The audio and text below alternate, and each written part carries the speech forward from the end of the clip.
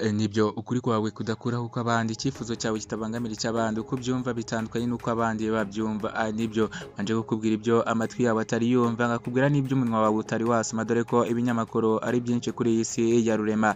Nyita Musa Adel, naho ikiganiro cyo ni The Talk Box.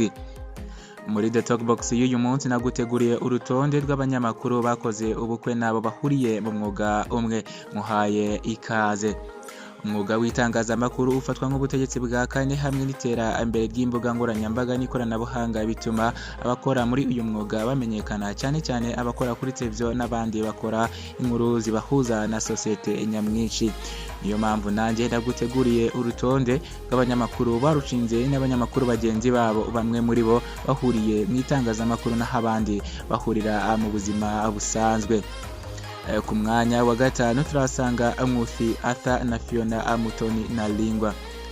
Ku wa gatandatu tariki ya 14 Kanama 2021 nibwo Nkusi Arthur yakoze ubukwe n'umukunzi we Mutoni Fiona nyuma y'imyaka 6 yari ishize bakundana. Ubukwe bw'aba bombi bwabereye ku nkengero z'ikiyaga cya Kivu muri Rutsiro, kamwe mu turere 7 tugize uburengerazuba bw'u Rwanda. Bwitabiriwe n'inshuti n'abavandimwe abo mu miryango y'aba bombi ndetse n'abandi bari bahawe ubutumire. Barushinze nyuma y'iminsi 4 yari ishize aba bombi bahanye isezerano imbere y'amategeko ya Repubulika y'u Rwanda. Nkusi Arthur yakoze ubukwe akorera Kiss FM hashize amezi 4, ubwo ni ukuvuga hari mu Kuboza 2021 nibwo yatangaje ko asezeye itangaza amakuru ava kuri Kiss FM. Naho ni mu gihe Mutoni Fiona barushinze ni umunyamakuru wa CNBC Africa ndetse akaba yaraje no kuba igisonga cya gatatu cya Nyampinga w'u Rwanda 2015. Naho ku mwanya wa kane turasanga Ismael Mwanafunzi na Mahoro Claudine. Ismael Mwanafunzi na Mahoro Claudine ku itariki ya 2 Nyakanga 2023 nibwo Ismael Mwanafunzi na Mahoro Claudine batangiye kubana nk'umugabo n'umugore byemewe n'amategeko n'Imana. Ubukwe bw'aba bombi bwabereye mu busitani bwa Muse Ethnographique yihuye mu majyepfo y'u Rwanda. Ni nyuma yaho bahanye isezerano ryo gushyingirwa mu muhango wabereye muri Cathedrale ya Butare. Ismael Mwanafunzi yatangiye kugarukwaho cyane ku mbuga nkoranyambaga binyuze mu kiganiro Sobanukirwa yakoreraga kuri Isango Star, aho niho yahuriye na Mahoro Claudine baje kwiyemeza kubana nk'umugabo n'umugore. Mu bukwe bwabo Isango Star yabahaye ishimwe kubw'imirimo yabaranze bakorera iki kigo cya Isango Star. Muri iki gihe Mwanafunzi ni umunyamakuru w'ikigo cy'igihugu cy'itangazamakuru RBA, aho akora ikiganiro waruzi ko kitambuka saa 2 za mu gitondo buri cyumweru. Ijwi rye, ubuhanga bwe agaragaza mu gutegura ibiganiro akora biri mu bituma yigwizaho abakunzi umunsi ku munsi.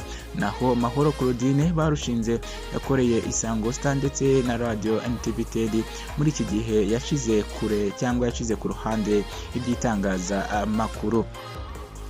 Naho ku mwanya wa gatatu turasanga uzwi ku izina rya Anne-Marie Niwemwiza hamwe na Martin Nyirijabo. Umunyamakuru Martin Nyirijabo adwubakanye na Anne-Marie Niwemwiza. Martin akorera ikigo cy'igihugu cy'itangazamakuru RBA, aho amenyerewe mu makuru ya Radio Rwanda yaba mu gitondo, saa 6 cyangwa se nijoro. Akunze guhurira ku ndangururamajwi na Mwanafunzi Uwimana Ferdinand n'abandi. Anne-Marie Niwemwiza barushinze ni umunyamakuru wa Kigali Today, aho akora ibiganiro binyuranye birimo ubyumva ute, urukumbuzi kuri Kate Radio. Ni umwe mu bavuga rikijyana ku rubuga rwa Twitter, aho atanga ibitekerezo binyuranye kandi agakorera ubuvugizi abantu banyuranye. Reka nkubwire ngo Niwemwiza yinjiye mu itangazamakuru muri Mutarama 2008 ahereye kuri Radio Maria Rwanda.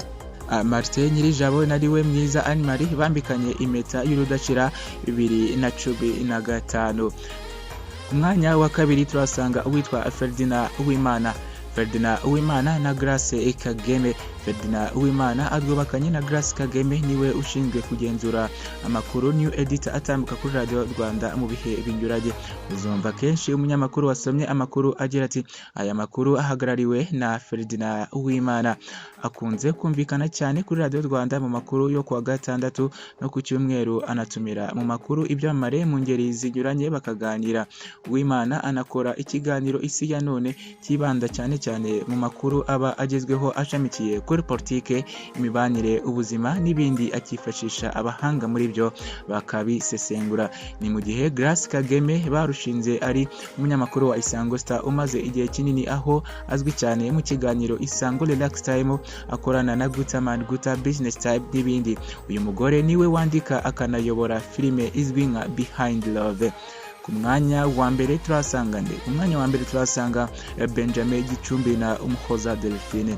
Ku wa 20 Nyakanga 2019 nibwo Benjamin Gicumbi n'umukunzi we Umuhoza Delphine basezeranye imbere y'Imana muri Kiliziya Gatolika muri misa yabereye muri Lycée Notre Dame de Cito. Aba bombi bakoranye igihe kinini kuri radio ndetse na TV10, aho Benjamin yakoraga mu biganiro by'imikino yogeza umupira, ni mu gihe Umuhoza yakoraga mu biganiro bisanzwe birimo Prime 10 ndetse cyatambukaga kuri TV10. Baje kuva kuri radio ndetse na TV10 berekeza kuri BNB FM umwezi bakorera muri iki gihe, aho Benjamin yakomeje mu biganiro bishamikiye ku mikino, naho Delphine akomeza mu biganiro bisanzwe. Ndagushimiye rero we wahisemo kubana nanjye muri aka kanya muri uru rutonde rw'abanyamakuru baruhisemo kurushingana n'abanyamakuru bagenzi babo. Reka nkubwire ngo dukora uru rutonde twagendeye ku myaka babaze babana cyangwa ku mazina abafite muri iki gihe mu itangazamakuru. Nibyo nawe uhawe ikaze mu bindi biganiro bigiye binyuranye. Comment cyangwa uko ubyumva ukatubwira. Ndagushimiye kandi nkubwire ngo uri umuntu w'ingenzi kuba wahaye umwanya wawe iki kiganiro ukanagitega amatwi. Tubane mu biganiro by'ikindi gihe, naho ibiganiro byo nakagaruka. Ciao ciao, hasta la vista.